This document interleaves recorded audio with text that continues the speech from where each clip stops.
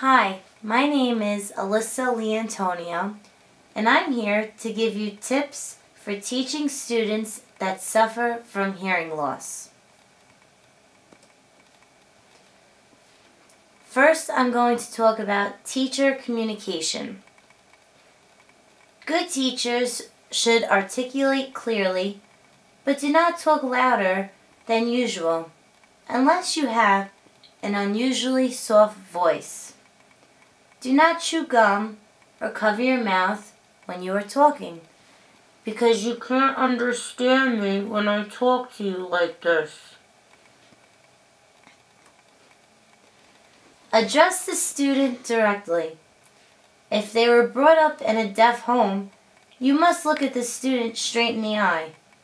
Otherwise, it is a sign of disrespect. Do not turn your back when you are talking to the class. For instance, say you're working on a math problem on the board or simply writing on it.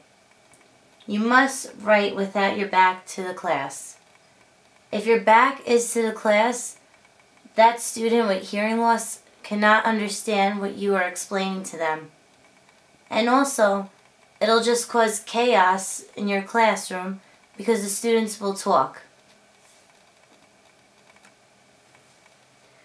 Always repeat questions that students ask, because sometimes you get a student who speaks very softly and nobody can hear them. Spend time talking with the student so that they can become familiar with your speech. And my final tip, have the student get tested and see if they can use an FM transmission device. This device allows information that the teacher is saying to be delivered directly to the student. The device is like a radio station, and the teacher wears a microphone, the student wears a receiver that is directly connected to their hearing aids.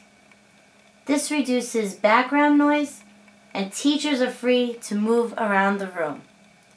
I actually have a quick story for you about this. When I was student teaching in an inclusion classroom, I had a student that had a transmission device, an FM transmission device. And I once forgot to turn it off and went to lunch. Well, you can imagine, that student got an earful. And when I finally went back to the classroom, she told me, "Miss Leantonio, I heard everything you were saying." Oh boy. So that was all my tips for teaching students with hearing loss. Thank you very much.